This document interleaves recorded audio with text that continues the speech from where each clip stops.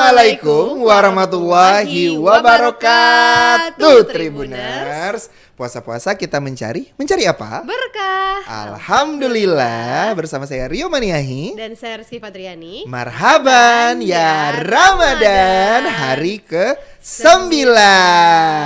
Alhamdulillah. Besok genap 10. Alhamdulillah. Alhamdulillah, Tribuners. Luar biasa. Bagaimana puasanya, masih lancar? Sudah berolahraga? Bener. Jangan lupa olahraga, Tribuners. Jangan lupa baca Al-Quran. Benar. Jangan lupa bersedekah banyak. Sekali Jangan lupa beramal baik. Bener. Pokoknya. Jangan jadi pribadi yang kelewat gitu ya, Bang. Iya kan. Kelewat momen Ramadan. Gak dapat apa-apa. Gak dapat apa-apa. Gitu. Padahal kalau kita flashback di beberapa episode sebelumnya, banyak sekali manfaat dan hikmah yang bisa kita raih di bulan yang istimewa ini. Benar. Apalagi kalau sampai kalian terlewatkan puasa. Aduh, sekali. jangan sampai ya. Karena di bulan Ramadan ini kita emang diwajibkan untuk berpuasa gitu Dan ya, hanya Bang. di bulan Ramadan saja soalnya. Kalau di bulan-bulan lain kan nggak ada. Bener. Jadi kita harus, kalau misalnya lah ya, kalau kita tidak maksimal ibadahnya, kita harus nunggu 1 tahun lagi. Benar. Dan ya kita nggak tahu umur gitu Iya. ya kan, Tribuners. Jadi jangan sampai kelewat bulan Ramadan ini lah, jangan sampai kelewat gitu. Benar sekali. Tapi Bang, selain memang diwajibkan untuk berpuasa, nah puasa ini sendiri juga memiliki manfaat yang baik nih bagi diri kita, Tribuners, baik itu untuk kesehatan ataupun untuk tabungan pahala nanti ya, Benar Bang. juga. Tapi juga banyak nih mitos-mitos yang bertebaran nih di masyarakat. Nah, biasanya kalau ada mitos-mitos seperti ini, Bang, kadang kan jadi goyang juga nih ya. Boleh nggak sih? Nah, gitu, siapa tahu ini juga kita bisa jadi sedikit membantu Bener. Ustadz di segmen berikutnya nanti ya juga ini. Tapi Tribuners masih bisa memberikan atensinya nanti ya di segmen yang lain gitu, di segmen setelah ini gitu. Tapi benar kata Kiki, ada namanya kehidupan ini ya, tidak hanya di bulan suci Ramadan, tapi di hari-hari biasa saja tuh kita selalu bukan terkendala ya, selalu muncul hal-hal yang sifatnya ini mitos, ini fakta, ini boleh, ini nggak boleh, ini sebaiknya ini, jangan begitu, jangan begini gitu kan. Ada saja kata orang. Bener. Kayak gitu. Kata ini, kata itu, kita nggak tahu Aduh. bener atau enggaknya, fakta atau bukannya gitu. Nah, hari ini kita akan membahas sedikit ya, Bang, mitos atau fakta seputar dengan relevansi puasa dan kesehatan. Nah, mungkin mitos yang pertama Ini adalah mitos. Nah, kata orang, menurut orang-orang, menurut mitos yang beredar, pada saat bulan Ramadan sebaiknya kita tidak berolahraga. Ini mitos ya. Ini mitos. Nah, ini saya jelaskan nih. Olahraga sendiri dapat menjaga tubuh agar tetap bugar dan segar saat berpuasa. Namun, ada jam-jam tertentu di mana kita sebaiknya berolahraga. Seperti menjelang berbuka puasa sambil menunggu waktu maghrib, atau setelah berbuka puasa, setelah makan malam, atau setelah melaksanakan ibadah sholat tarawih. Benar. Jadi justru kata orang, sebaiknya tidak berolahraga itu salah dan benar-benar hanya mitos belaka. Oh, Tribuners. Jadi meskipun puasa kita harus tetap berolahraga. Iya, benar sekali. Dan ini sudah kita gaungkan sejak dari hari pertama. Benar ya, Bang. Udah banyak nih yang kita bicarakan. Olahraga biar sehat gitu. Benar sekali. Cuman memang jam-jamnya saja yang diperhatikan gitu. Jangan olahraganya sepanjang hari gitu. Dan juga intensitas olahraganya harus yang ringan. Benar sekali. Bahkan ada aturan-aturan yang baik gitu ya, Bang. Ya, sebaiknya hanya melakukan seperti kardio. Bener. Atau peregangan otot seperti berjalan kaki, atau jogging ringan gitu bisa. Stretching gitu. Tapi ada juga nih, Bang, mungkin pertanyaan yang datang. Benar nggak sih buka puasa dengan makanan yang manis? Nah, Itu mitos atau fakta gitu? mitos atau fakta? Nah, kalau yang ini jawabannya adalah Fakta. Jadi bener ya kalian Tribuners, buka puasa dengan makanan manis. Karena Bukan dengan yang manis. tapi dengan makanan yang manis ya, Tribuners. Juga dengan suasana yang manis. Bener. Bersama keluarga dan orang-orang terkasih. Benar sekali, Bang. Karena kalau buka puasa sendiri juga terasa hampa kadang ya kan. Iya. Sambil video call sama yang manis-manis, sama suami, Bener. sama orang tua, Bener sekali. sama yang lain-lain. Nah, sebagian orang masih menganggap sebaiknya tak makan makanan manis untuk berbuka puasa karena berbahaya bagi kesehatan. Nah, tapi faktanya Tribuners, makanan manis terutama buah-buahan sangat dianjurkan nih ya untuk berbuka puasa. Selama puasa 8 jam lamanya, tubuh kehilangan energi. Buah-buahan yang manis seperti kurma, pisang, alpukat itu baik untuk dikonsumsi sebagai pengganti energi yang hilang. Benar sekali. Nah, tapi sebaiknya Tribuners, kita juga harus memperhatikan asupan makanan yang kita konsumsi gitu agar berbuka ini tidak menambah kalori di dalam badan kita gitu. Jika memakan kurma cukup hanya dengan 2-3 butir, itu udah cukup disertai air putih. Benar. Jangan satu kotak gitu kan. Terus nggak tahu motivasinya apa gitu ya bang. Sekali Doyan aja sih satu hari satu kotak, satu hari satu kotak gitu kan. Itu bingung Rizky jadinya. Bingung nanti kan. Cukup 2-3 butir aja, kurma yang tadi ya bang. Benar Dan sekali. berbuka dengan makanan manis juga dianjurkan loh Tribuners dalam Islam. Namun sebaiknya Tribuners juga menghindari makanan dengan pemanis buatan yang tinggi kalori tapi rendah nutrisinya. Jadi yang tinggi harusnya nutrisinya. Iya bener, bukannya manisnya, tapi dari nutrisinya. pemanis buatan Bener. gitu. Hari-hari biasa aja itu nggak boleh dikonsumsi ya bang, apalagi kalau bulan puasa gitu Iya kan. kan, nanti badannya terkejut. Terkejut. Gimana terkejut? Terkejut.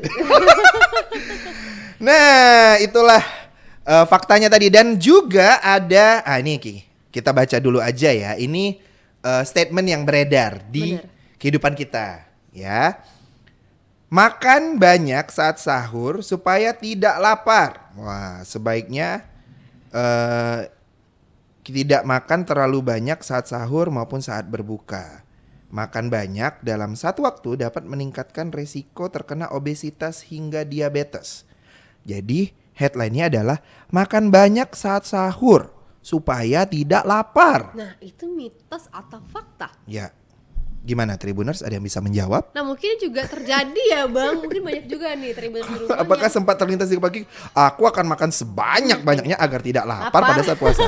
Dan itu ternyata mitos. Tribuners karena nggak akan ada pengaruhnya gitu. Iya, kalau tadi yang saya sempat sampaikan itu kalau kita tidak bisa mengatur pola makan kita, ini apalagi pada saat sahur itu makan terlalu banyak, resikonya adalah obesitas. Bener, yang ada malah Gitu penyakit loh. gitu ya bang yang datang.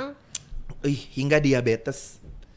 Uh, Karena kan pola makan kita berubah, jam makan kita berubah. Kalau kita berpikiran harus makan sebanyak-banyaknya agar tidak lapar, itu kan berarti pola pikirnya tidak hanya di bulan puasa Ki. Hari biasa juga gitu. Makan sebanyak-banyaknya agar tidak lapar. Memang kan tujuan makan adalah untuk tidak lapar. Tapi sebenarnya salah kalau buat saya. Makan itu untuk memenuhi nutrisi tubuh. bener, berhentilah sebelum kenyang. Sebelum kenyang gitu Itu yang loh. benar, Tribuners. Nah, jadi makan banyak saat sahur juga tidak membuat Anda kenyang lebih lama. Justru malah membuat perut Anda kembung dan tidak nyaman. Bahkan kalau makannya ternyata tidak sehat, itu bisa diare. Bener sekali bang. Ya kan? Ini kita puasa 30 hari loh Tribuners. Kalau sama 30 hari begitu terus, ada bukan malah Tambah sehat. Bener, ada bukan malah tambah sehat, tambah kenceng ibadahnya gitu ya bang. Tapi malah jadinya lemes gitu loh. Tapi Tribuners di rumah jangan lemes untuk selalu memberikan rasa penasaran kemudahannya di segmen Tanya Ustadz. Tetap di PPKM Berkah. Puasa-puasa kita mencari apa? Alhamdulillah.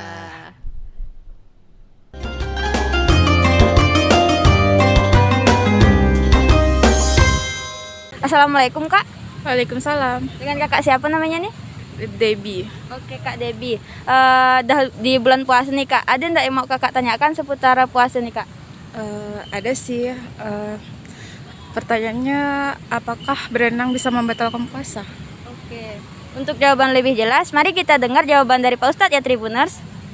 Assalamualaikum warahmatullahi wabarakatuh. Ini ada pertanyaan yang masuk.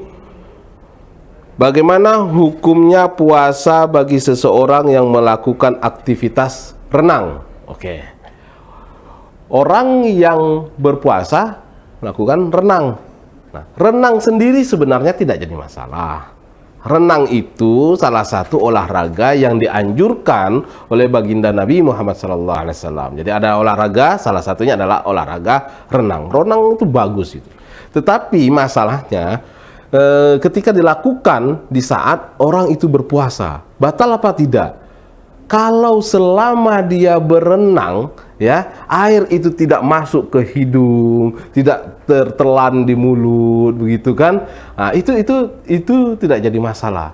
Tapi yang masalahnya kita ini berenang apa? Air itu kadang masuk, ketelan gitu, ketelan ke apa namanya? Ke tenggorokan kita masuklah. Nah, itu bisa membatalkan. Maka saya kira orang yang profesional, ya, mereka adalah perenang profesional itu sudah terbiasa dengan cara-cara berenang yang benar gitu. Yang repotnya seperti saya, seperti beberapa yang lain, ini bukan seorang perenang profesional sehingga kemungkinan besar air bisa masuk ke dalam tenggorokan saya, kepinum airnya masuk ke hidung begitu. Nah, sebaiknya tinggalkan itu karena apa? Itu dapat membatalkan puasa kita. Tapi kalau perenang profesional kan mereka dilatih itu, bagaimana mulut nggak boleh buka dan lain sebagainya, kapan waktu buka mulut dan lain sebagainya, mereka dilatih untuk itu. Jadi profesional. Nah, kalau seperti saya amatiran ini ya baiknya janganlah. Jangan itu karena bisa ketelan airnya. Kalau udah ketelan airnya ya sudah batal puasa kita. Nah, kita hindari saja itu untuk sementara waktu, jangan berenang di bulan puasa gitu. Atau boleh atau berenang di malam hari. Wah, itu kayak di masakan malam hari bisa itu, habis sholat tarawih berenang. Saya kira itu wallahu a'lam bishawab.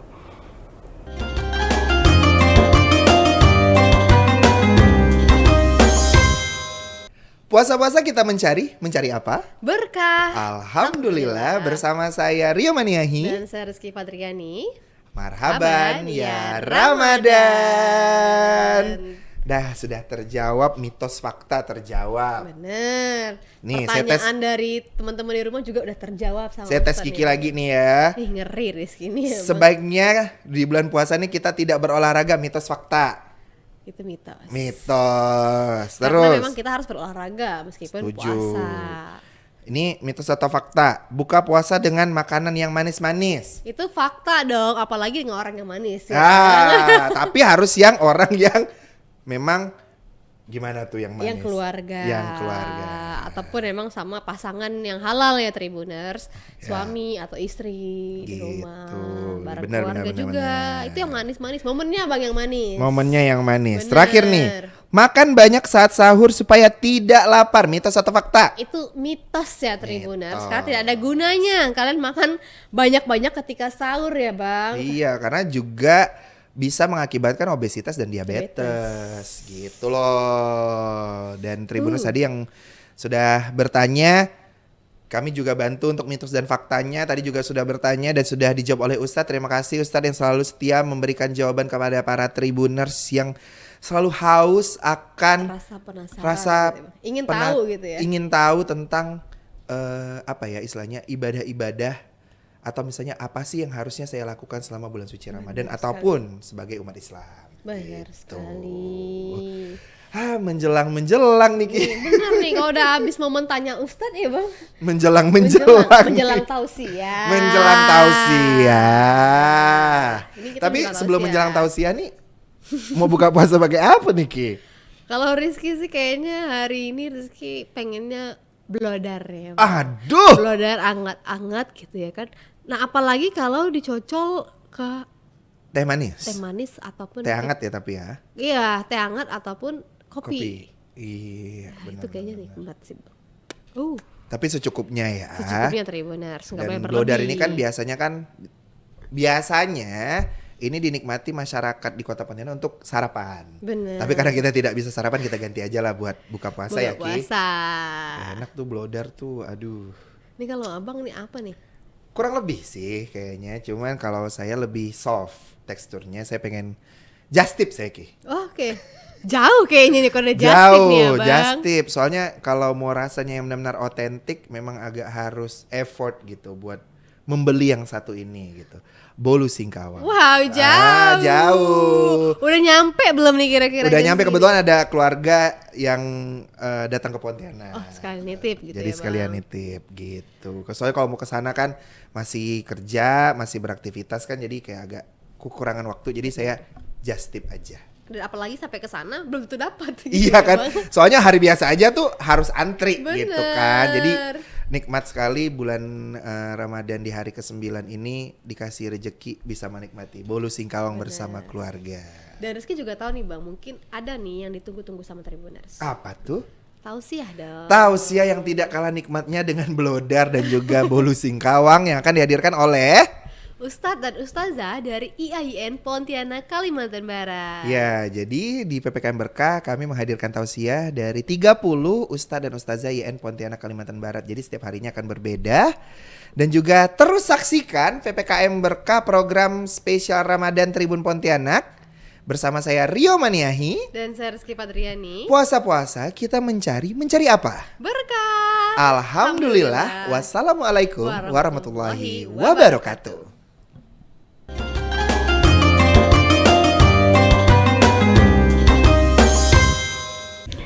Bismillahirrahmanirrahim. Assalamualaikum warahmatullahi wabarakatuh. Alhamdulillahilladzi hadana lihadza wa ma kunna linahtadiya laula an hadanallah. Asyhadu an la ilaha illallah wa asyhadu anna Muhammadan abduhu wa rasuluh.